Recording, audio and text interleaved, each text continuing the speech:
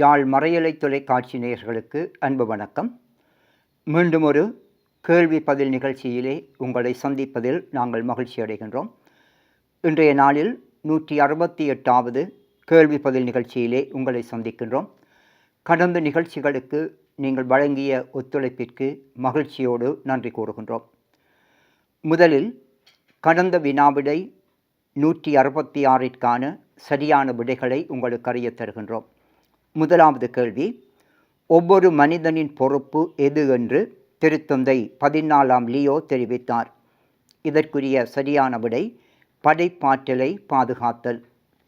இரண்டாவது கேள்வி, போராளிகள் நலன்புரி சங்கத்தால் அமரர் மரிய சேவியர் கருணாரட்னம் அடிகளாருக்கு வழங்கப்பட்ட விருதின் பெயர் என்ன? இதற்குரிய சரியான விடை வரலாற்றின் வேர்கள். மூன்றாவது கேள்வி, உடையார்கட்டு சுதந்திரபுரம் பங்கில் புதிதாக அமைக்கப்பட்ட புனித அந்தோணியார் ஆலயத்தை ஆசீர்வதித்து திறந்து வைத்தவர் யார்? இதற்குரிய சரியான விடை யாழ் மறைமாவட்ட ஆயர் பேரருட்தந்தை ஜஸ்டின் ஞானப்பிரகாசம்.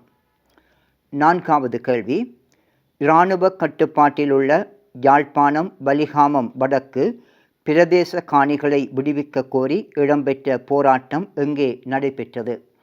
இதற்குரிய சரியான விடை யாழ் மாவட்ட செயலக முன்றலில். ஐந்தாவது கேள்வி, முல்லைத்தீவு மறைக்கோட்ட இளையோரை ஒன்றிணைத்து முன்னெடுக்கப்பட்ட சமூக தொடர்பாடல் ஆண்டு சிறப்பு கருத்தமர்வு என்ன தலைப்பில் நடைபெற்றது? இதற்குரிய சரியான விடை நவீன தொடர்பாடலும் அதனால் உருவாகும் சவால்களும். ஆறாவது கேள்வி, வடமாகாண பாடசாலைகளுக்கு இடையில் நடைபெற்ற குத்துச்சண்டை போட்டி எங்கே நடைபெற்றது? இதற்குரிய சரியான விடை வடமராட்சி சென்ட் தோமஸ் மகளிர் பாடசாலை. ஏழாவது கேள்வி, சமகால அரசியலும் போராளிகளின் வகிபாகமும் மாநாடு யாருடைய ஏற்பாட்டில் முன்னெடுக்கப்பட்டது? இதற்குரிய சரியான விடை போராளிகள் நலன்புரி சங்கத்தின் ஏற்பாட்டில். எட்டாவது கேள்வி, அண்மையில் யாழ் மறைமாவட்ட குரு முதல்வரை சந்தித்து இறையாசீர் பெற்றுக்கொண்ட மரியாயின் சேனையினர் எந்த பங்கைச் சேர்ந்தவர்கள்? இதற்குரிய சரியான விடை நீர்கொழும்பு புனித செபஸ்டியார் ஆலயம். ஒன்பதாவது கேள்வி, பாடசாலைகள் எதிர்காலத்திற்கான பங்காளிகள் என்னும் முயற்சியின் கீழ் கோதே நிறுவனத்தால் ஏற்பாடு செய்யப்பட்ட சர்வதேச இளைஞர் முகாம் எங்கு நடைபெற்று வருகின்றது? இதற்குரிய சரியான விடை ஜெர்மனி சென்ட் பீட்டர்ஸ் திடலில். பத்தாவது கேள்வி, கரவெட்டி புனித அந்தோணியார் ஆலய பெருவிழா திருப்பலியை தலைமை தாங்கி ஒப்புக்கொடுத்தவர் யார்? இதற்குரிய சரியான விடை ஆனைக்கோட்டை பங்குத்தந்தை அருட்தந்தை இயேசுரட்னம். 11வது கேள்வி, புனித திருமுழுக்கு யோவானின் பெற்றோர் யார்? இதற்குரிய சரியான விடை செக்கரியா எலிசபெத். 12வது கேள்வி, புனித திருமுழுக்கு யோவானின் பிறப்பு விழா எப்போது கொண்டாடப்படுகின்றது? இதற்குரிய சரியான விடை ஜூன் மாதம் 24ஆம் திகதி. மொத்தமாக 12 கேள்விகளுக்குமான சரியான விடைகளை உங்களுக்கு அறிய தந்திருக்கின்றோம். இந்த போட்டியிலே கலந்து கொண்ட வெற்றியாளர்களை அறிய தருகின்றோம். பாவண்ணா சாமினி புனித யுவானியார் ஆலயம் சுண்டுக்குழி, ஜே ஜஸ்லின் அல்லைப்பட்டி பங்கு. தொடர்ந்து வினாவிடை 168ற்கான வினாக்களை உங்களுக்கு அறிய தருகின்றோம். முதலாவது கேள்வி, நாம் எவ்வாறு வாழ வேண்டும் என்று இம்மாதத்திற்கான இறைவேண்டல் கருத்தில் திருத்தந்தை 14ஆம் லியோ தெரிவித்தார். இரண்டாவது கேள்வி, பேரருட்தந்தை அண்டன் ரஞ்சித் பிள்ளநாயகம் அவர்கள் எந்த மறைமாவட்டத்தின் அப்போஸ்தலிக்க பரிபாலகராக பணிபுரிகின்றார்? மூன்றாவது கேள்வி, யாழ் புனித மரியன்னை பேராலயத்தில் முதல் நன்மை அருட்சாதனத்திற்காக தயார்படுத்தப்பட்டு வரும் சிறார்களுக்கான பாசறை எங்கே நடைபெற்றது?